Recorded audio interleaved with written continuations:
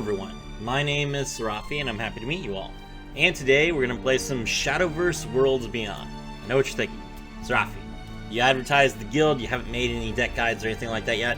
I do apologize, I could not find the replay feature. It's actually in a kind of a weird spot for a video game, so I've just now sat down and decided, okay, well, I'm going to figure out how to actually record, and I figured out where I can actually store replays and replay them. So now that I have that, let's take a look at some decks and see what we can do here.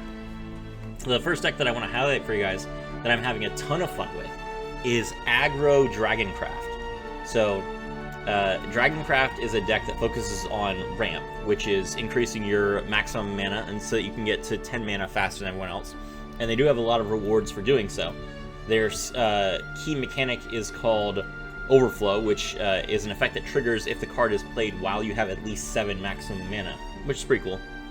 But you can ignore the ramp and just play all of the cheap dragons and take advantage of the fact that the late game dragons have access to Storm more than basically any other deck. And Storm is the ability to attack the opponent's face as soon as the card is played. It allows you to very easily pressure your opponent. It's a little bit different than Aggro Abysscraft, where the power is that your monsters have higher stats than everyone else at the mana cost. You can consistently put on pressure. It's very similar to playing a mid-range deck, except that you're constantly going face. So you're a mid-range deck that's constantly applying pressure to the opponent's face, which is why the deck works so well. So this is the list that I've cooked up. It is probably, I would say, the optimal list right now. I don't currently have all the cards for it, but I do have a version of this list that we're going to highlight. So if you want to play Aggro Dragoncraft, here's what I recommend. 3 copies of Strike of the Dragon Newt, which is selected an enemy follower on the field, deal it 2 damage, or if you're an Overflow, deal 4 damage instead. 2 damage for 1 mana, or 4 damage for 1 mana is really good. Fan of Otohime, which is a 1 mana amulet.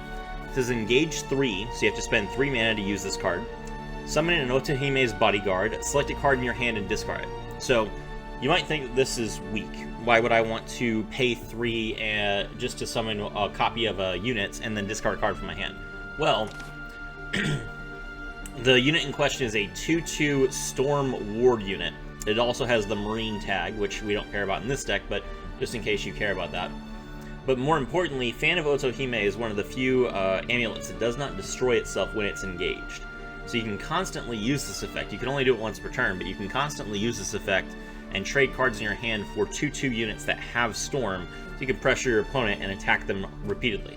The ward that helps as well. It allows you to easily get access to protecting your own face, forcing your opponent to make suboptimal plays because they can't just summon a 10/10 and attack you directly. Pretty cool. Next up, we have 2 copies of Pyreworm Blade. This is a 1 mana amulet, has engaged, destroy this card, select a follower on the field, give it +1/+1, and last words, summon a Pyreworm Blade. Basically, this works like in equipments in Magic the Gathering. It's a 1 mana card, you play it for 1 mana, then you can spend 1 mana to give it to somebody, they get +1/+1, then when they die, they drop the blade back on your field, and then you can equip it again. Pretty interesting. Next up, we have Phil Dow Lionheart Ward. This is a 2 mana 2/2 neutral unit. Has evolve, select an enemy follower on the field, and destroy it. Just a solid card.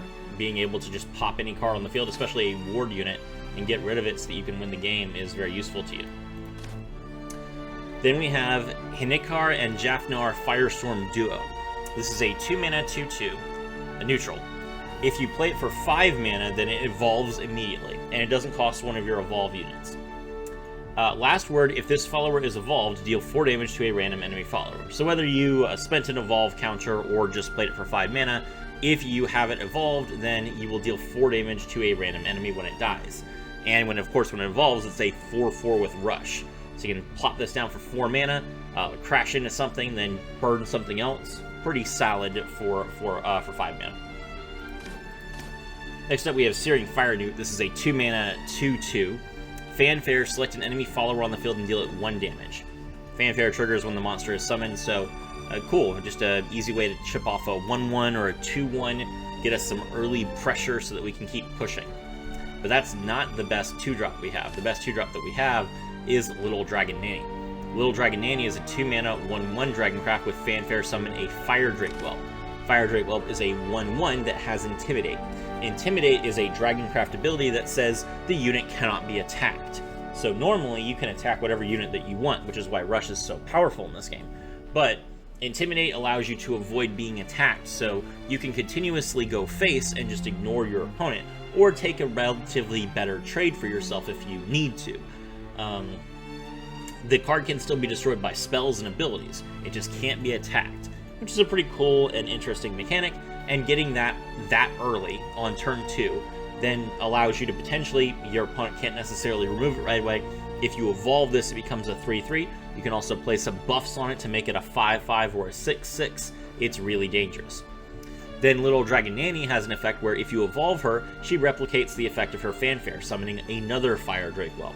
Could be really good. Next up we have Apollo, Heaven's Envoy. This card's just a solidly good card. It's a neutral 3-mana 1/2. Fanfare, deal 1 damage to all enemy followers, and if you evolve it, it does it again. So 1 damage to all enemies, and then 1 damage to all enemies again. Pretty good for 3 mana. This is one of my favorite cards, Aoife Windrider. She is a 3-mana 2/1 with Fanfare. If you're an Overflow, give it Intimidate, and she has Storm. Whether you play her for 3 or you play her on turn 7, she has Storm.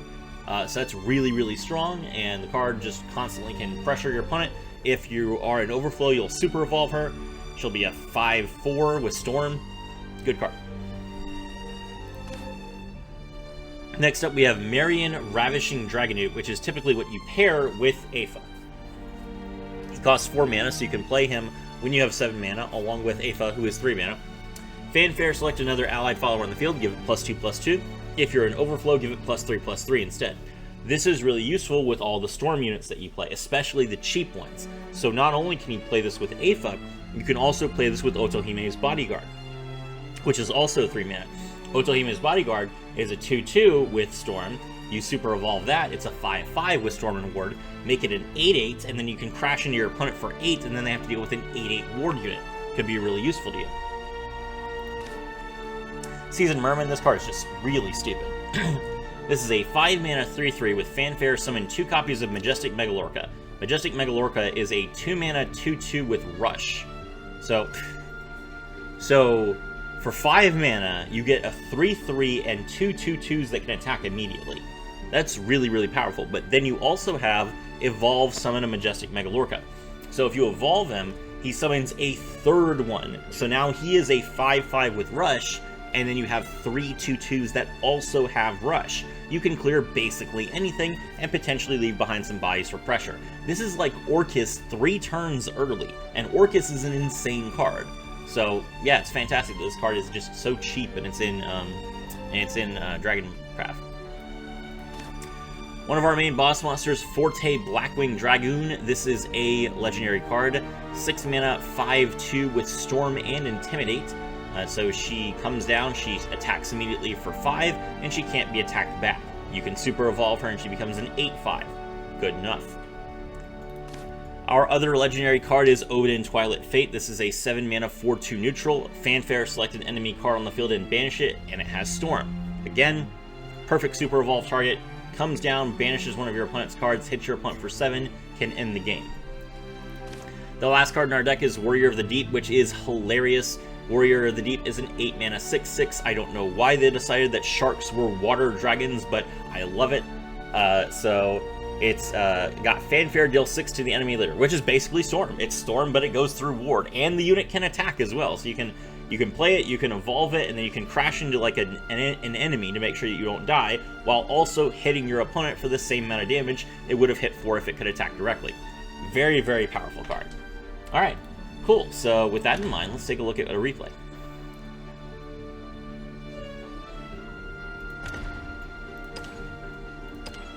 See what I'm telling you? This is like in this, it's in the menu for some reason. I don't know why. Alright, so we're up against Runecraft, going first.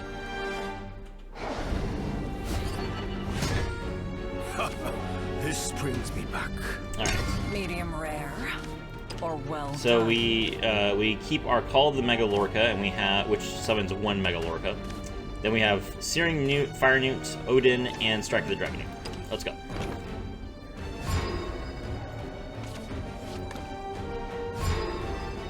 Pass.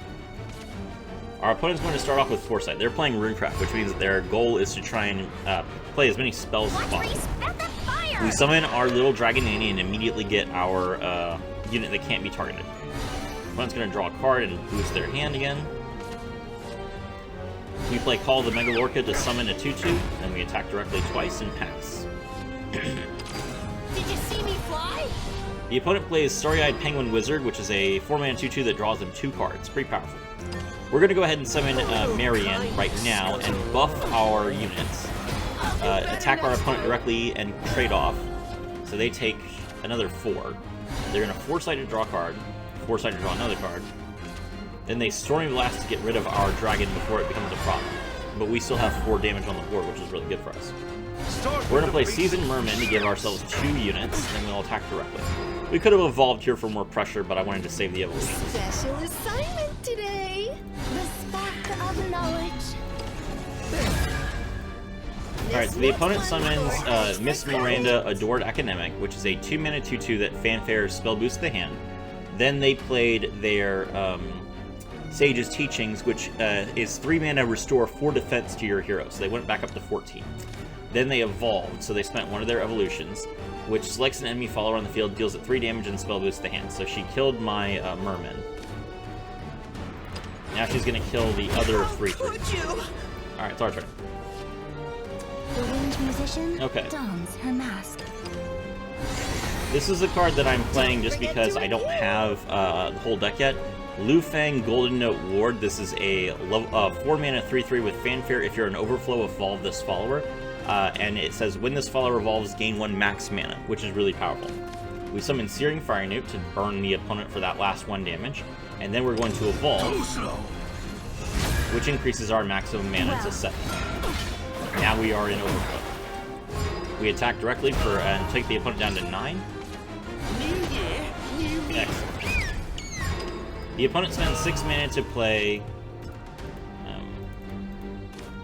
William Mysterian Student, which is a 6-mana 5/5 that says fanfare, deal X to all enemy followers, where X is the number of times you've spell boosted while this card was in your hand.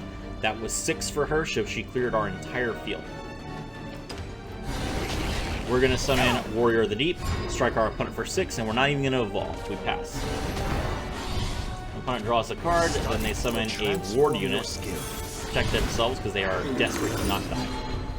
They use up their 2nd evolution, take our unit, and they attack us directly. It's our turn. They have a Ward unit, but no life. We summon another Warrior of the Deep, strike for another 6, and that is game. As you can see, we were in control of that game the entire time. The opponent had to clear our board twice, and they still were not able to put up enough pressure, even though they healed. Could not stop us from just constantly going face and putting on more pressure.